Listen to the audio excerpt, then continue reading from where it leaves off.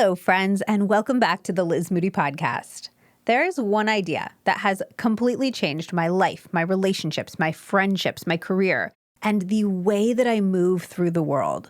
And when I say changed, I mean everything feels easier, everything feels lighter, everything feels more aligned. I don't chase, I don't force, I don't waste my time in spaces that were not meant for me. And because of that, I feel more fulfilled, I feel more successful, and more at peace than I ever did before. It is called match theory, and once you hear it, or once you see it, or once you know what it is, you will not be able to unsee it in every single part of your life. Seriously, since I came up with it, I have come back to it over and over and over again. I will be talking to a friend about dating, and it'll be like, oh, that's match theory. I'll be talking to another friend about her job, and it's like, oh, that's match theory. Okay, so what is match theory? The idea is really, really simple. Instead of trying to impress or force or prove your worth, the goal in every single area of your life should be to find the right match. The people, the jobs, the opportunities that are naturally aligned with who you truly are. One of the biggest mistakes that we make in life is trying to change our authentic self, to get friends, to start habits, to get jobs, to date. I actually originally came up with the idea for match theory when I was hanging out with one of my friends while she got ready for a second date. And she was doing her makeup, and we were plotting all of these different ways for her to get this guy to fall in love with her. She was literally at one point Googling sports facts, despite not being a person who cares about sports at all. And then I had this aha moment, and I sat up in bed, and I was like, wait a second. Wouldn't getting him to fall in love with this false version of you be the worst case scenario? Because then you're either stuck being this false version of yourself with the person that you're dating, or God forbid, the person that you end up marrying, or you date for a while, your true self eventually comes out as it is wont to do. And if that true self is not compatible with your partner, you break up and you've wasted all of this time. And if your true self is compatible, well, then you just should have been that person in the first place. The point of dating is not to win. It is not just to make people fall in love with us. It's to experience rich, soul-changing partnership in this one chance of life that we have on this planet. Same thing with friendship. We are not just trying to make people think that we're cool. That is not the goal of friendship. It does not get us very far in the long run. Somebody being impressed by you at a party doesn't give you someone to call when your cat dies and you're devastated.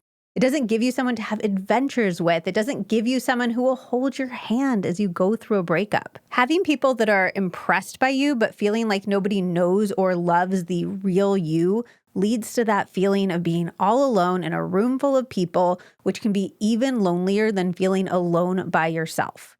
You're literally surrounded by people and you're like, this should fix me. This should make me feel full. But because none of them truly know you, none of them are affirming your lovability as your authentic self. So you feel unlovable. You feel like if these people really knew me, they wouldn't love me. When I've had more intimate conversations with people who are famous, this is a core feeling that's come up. And this is even something that I've talked about with you guys with my very teeny tiny level of comparative notoriety. The celebrities that I've talked to about this will say that the more people that say that they love them despite not knowing them at all, the more unlovable they feel. And they also have to wonder, does anyone love the person that I actually am? They have a ton of friends on their payroll, so they wonder if I didn't pay these people, would they still be around? If I didn't take my family on vacation or buy them a house, would my family love me as much? These people who want to date me, is this because of who I appear to be, the coolness factor of fame, or who I actually am? And on my own much, much smaller level, the more that I started becoming successful, publishing books and having people come up to me on the street, the more I started having people look up my podcast or my Instagram and be impressed with me when I first met them, the more I started wondering if I was at my core lovable. Because people loved me for all of these things that I did, which, do not get me wrong, it's all something that I'm so proud of. I love it so much, and I am so, so grateful for the work that I get to do. But if you're loved for what you do or what you have, you always wonder if you'd be loved for who you truly are if all of that is taken away. And I say this not to make you feel bad for me or for celebrities, because I feel very lucky in my life, and the celebrities that I have talked to feel very lucky and grateful to find success in their chosen careers as well. I say this because we are all trying to impress people into loving us in little ways and big. And the hidden cost of that I only realized recently is that every single time you do that, you chip away at the idea that you, the real, authentic you, is inherently lovable just the way that you are. And because of this, match theory isn't only going to make your life feel more effortless, more in flow, more in alignment. It is also going to completely change your notion of self-love. Because every time that you lean into match theory, every time you let it do its thing, you are telling your brain, I am worthy of finding my match. There is a match for me. My authentic self is lovable for being exactly who I am. Which brings me to the key reason why many of us don't take advantage of match theory: fear. Fear is one of the biggest reasons we resist match theory. The fear that if we stop adjusting ourselves to fit in, we might find out that our true self isn't lovable or interesting or enough. Many of us have internalized the belief that we have to be better or different to deserve love, success, or belonging. So instead of seeking a natural match, we exhaust ourselves trying to mold into whatever we think will be most acceptable. This fear is completely understandable. It is deeply ingrained in human psychology. There are studies that show that being excluded or socially rejected activates the same regions of the brain as physical pain. I had Dr. Michael Gervais on the podcast. He is an incredible performance psychologist, and he thinks that the single biggest thing getting in the way of all of us achieving our full potential is fear of other people's opinions, which he calls FOPO. And he explained it to me in an evolutionary way. Back when we lived in tribes, you literally depended on your tribe to survive. Not in a like, oh my God, I love you, I would die if you ever left me way. No, in a, I need this tribe to protect me from lions, to help provide me with food, to keep my offspring safe way. If you got kicked out of your tribe, you would literally die. Our brains interpret rejection as a literal survival threat, which is why we default to people-pleasing and self-editing to avoid the possibility of people not liking us, of people having negative opinions. Our fear of other people's opinions is grounded in very real, very understandable circumstances. That is the world our poor brains are operating in. But that's not the world that we live in anymore. In today's world, we have access and exposure to amounts of people that our ancestors could not even begin to comprehend. Now, the people who overcome fear of other people's opinions don't die alone, shivering in the woods. No, they achieve things that the rest of us dream about. One entrepreneur might delay launching a product because they're worried about potential criticism. Maybe they will tinker on it for years. Maybe they'll show it to this friend and that and make changes based on everyone else's thoughts. Meanwhile, the entrepreneur who says, I did my research, I trust my gut, and I stand behind this, and I am brave enough to face rejection, to put this out into the world, well, maybe they will make millions of dollars. Maybe they won't. But the first person did not even have a shot. The people who overcome fear of other people's opinions find their true life partners, not the ones that look good to the rest of the world, but leave them feeling dead inside, but the ones that make them feel safe, the ones that make them laugh until their stomach hurts, the ones that make them know that they are worthy and enough, even as they get older or their looks change. The people who overcome fear of other people's opinions develop friend groups that make them feel seen, that they're excited to have adventures with, instead of friend groups that just look good in group photos. We can do a whole episode about self-love later, so let me know if you are interested in that. But I want to share a few of my favorite ways to build that loving relationship with your authentic self, so you can feel more confident putting that beautiful person out into the world and letting match theory work its magic. I personally sometimes struggle with who actually is my authentic self? And to answer this, we have to move our brains away from external validation toward intrinsic motivation. Basically, we need to figure out what we are doing for other people's approval and what we are doing for us. And to figure that out, a great question is, would I still do this if no one could see it? Would I still wear this makeup or these clothes? Would I still read this book? Would I still work on this project? Would I still have this wedding if no one could see it? That's like a kind of crazy one to ponder. Would I still be in this friendship if no one could see it? Would I still be in this relationship if no one could see it?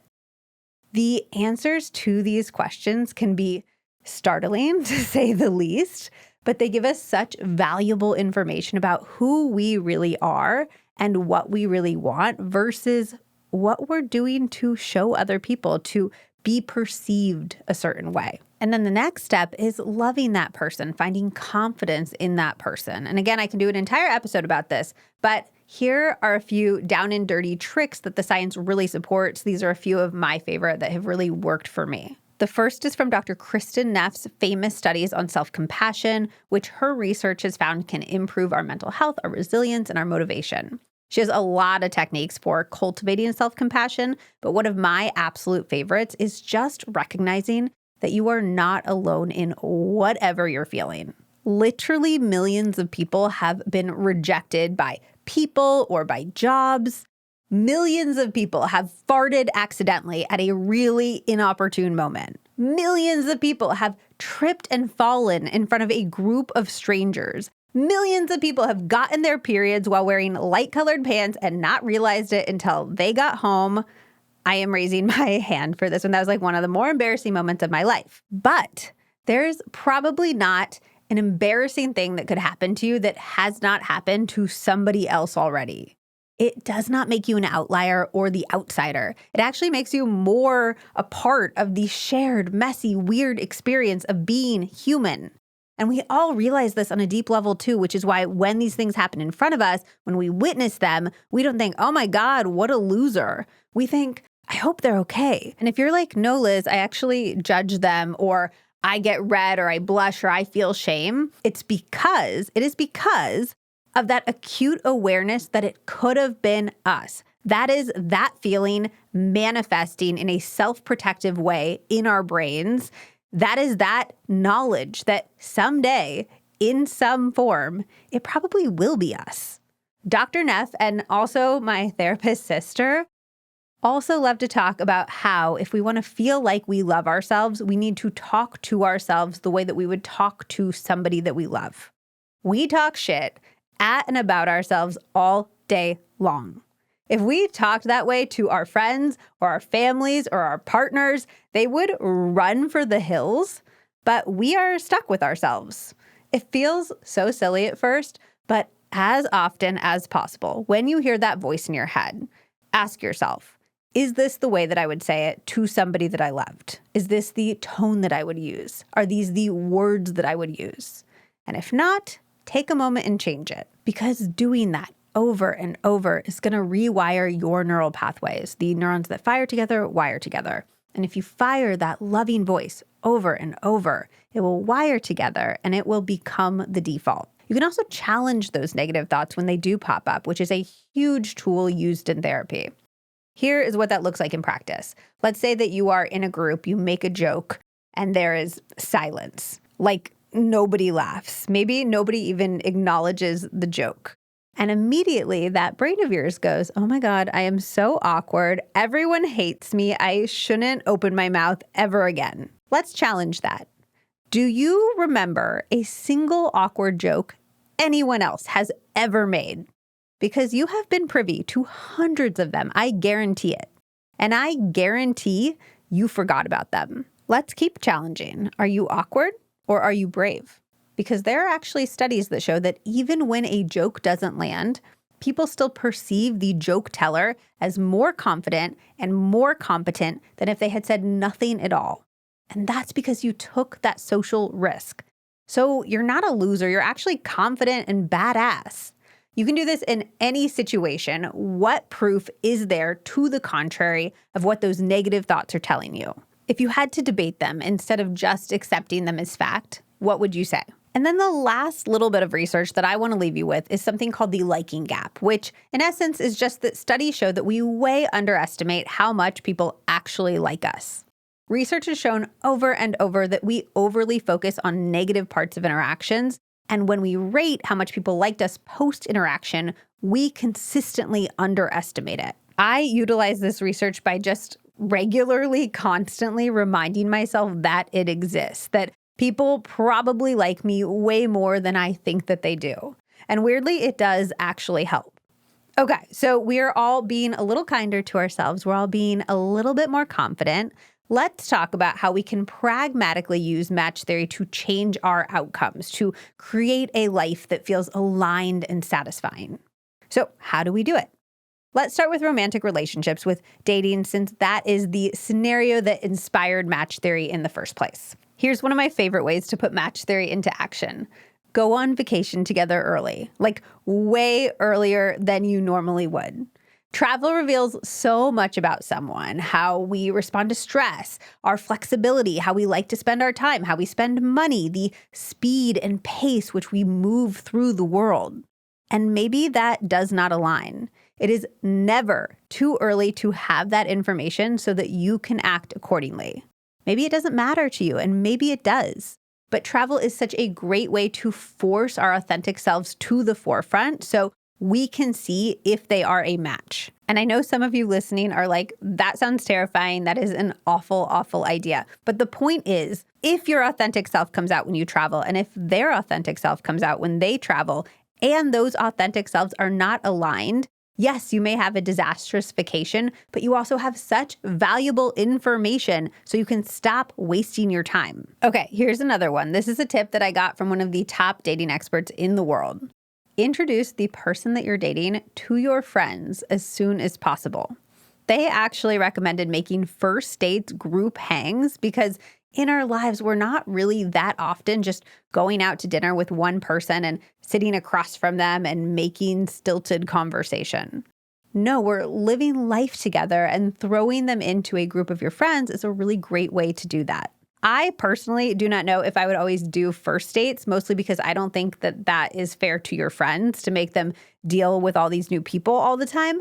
But I think that we generally wait way, way too long to introduce our partners to our friends. We act like it's this big rite of passage. We get invested in these people, and then we're so nervous. Will they all like each other? Will everyone get along?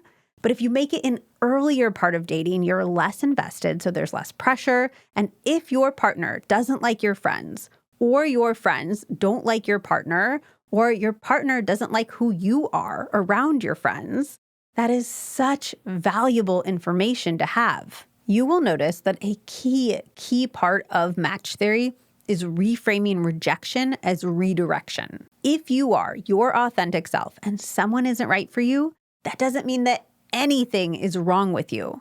That simply means that they are not a match. And the sooner that you find out they're not a match, the less time that you waste, and the more time you have to find someone who is a match.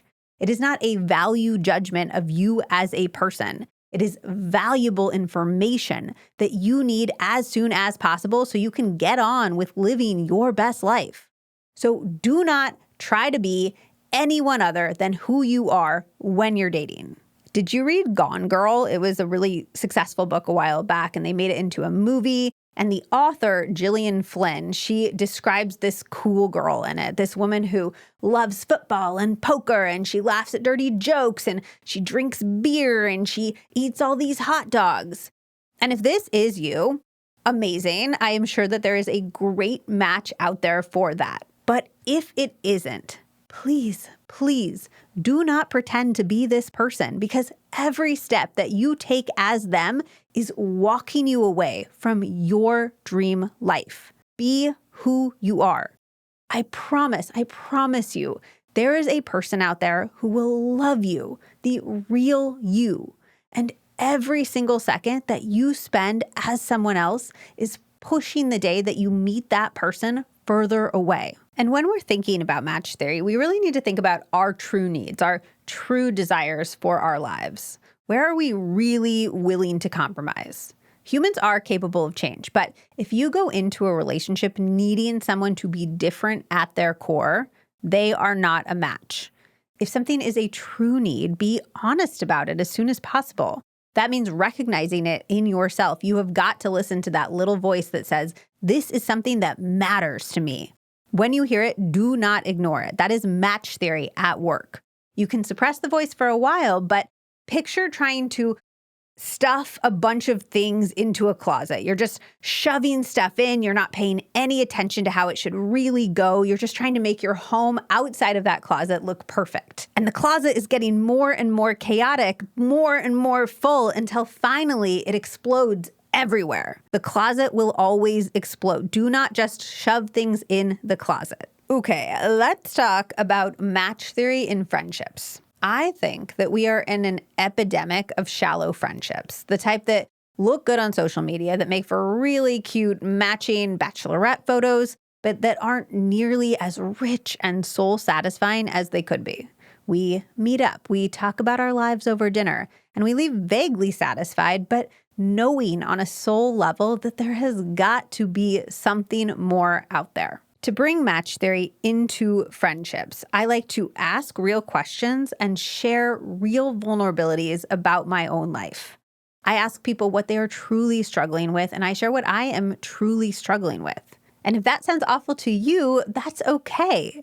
I'm a person who values deep conversations and beyond surface level connections. My matches are going to value that too, and they're going to turn toward these topics instead of not liking them or being scared away by them.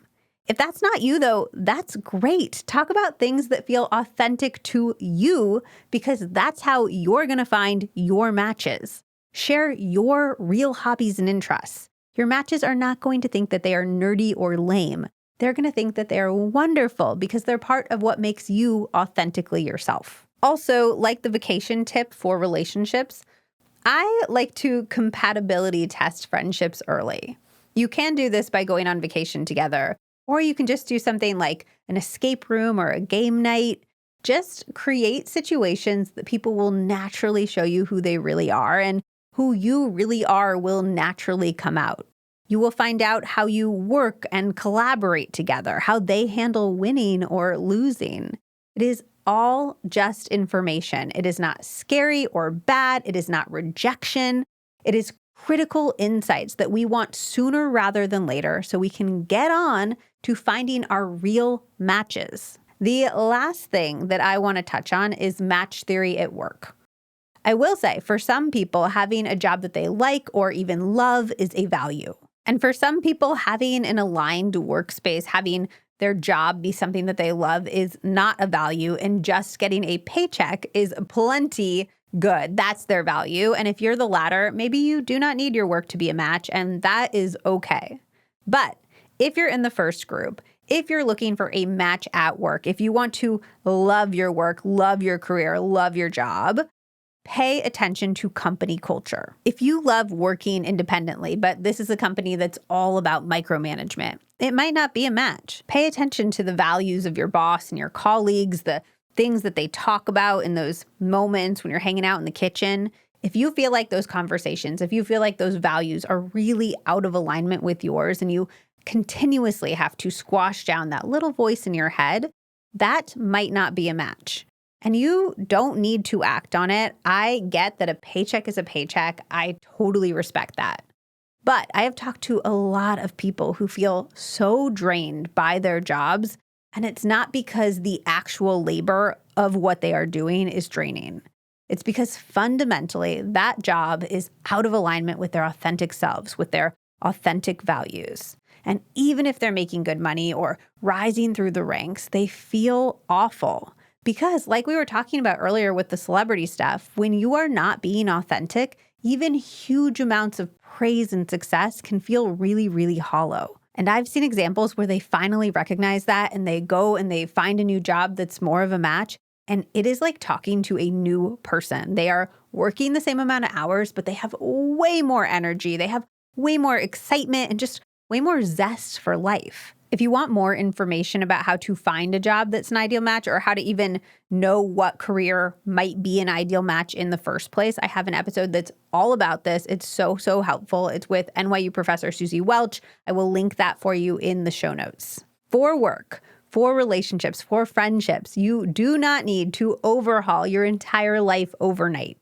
Start with micro moments of authenticity. Share your honest opinion in a conversation. Wear what you actually love, regardless of what the internet or your friends say is cool. Share something really vulnerable with a trusted friend.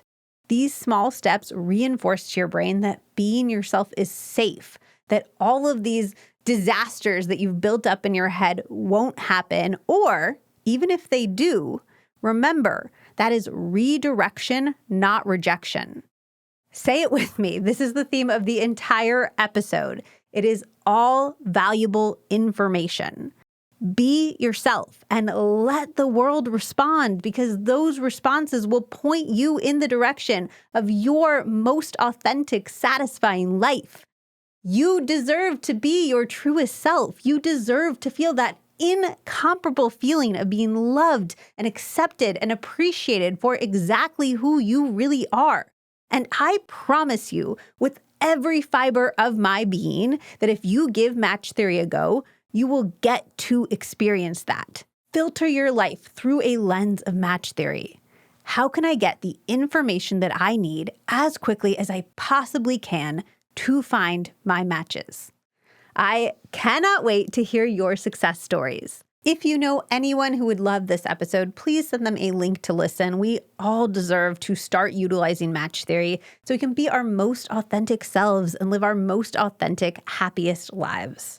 I want to quickly thank our brand partners who let us bring you this show completely free. I am so picky about the brands that I work with. I turn down 99% of them, and I stand behind every single recommendation that I make here.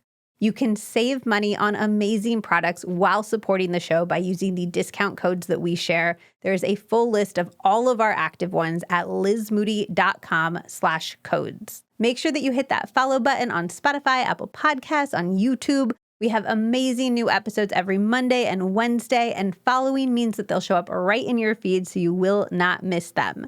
You can also watch full video episodes on Spotify and YouTube, so I hope all of you watching have enjoyed this magnificent, colorful sweater that I have been wearing. I love this sweater. It makes me really happy to look at it. You can also come hang out on Instagram. I am at Liz Moody. I share tons of inspiring and always very real, probably too real content, and exactly how I am using everything that we learn on the podcast in my real life. Okay, I love you. I believe in you. I am so excited for you to embrace your authentic self. And I will see you on the next episode of the Liz Moody Podcast. Oh, just one more thing. It's the legal language. This podcast is presented solely for educational and entertainment purposes. It is not intended as a substitute for the advice of a physician, a psychotherapist, or any other qualified professional.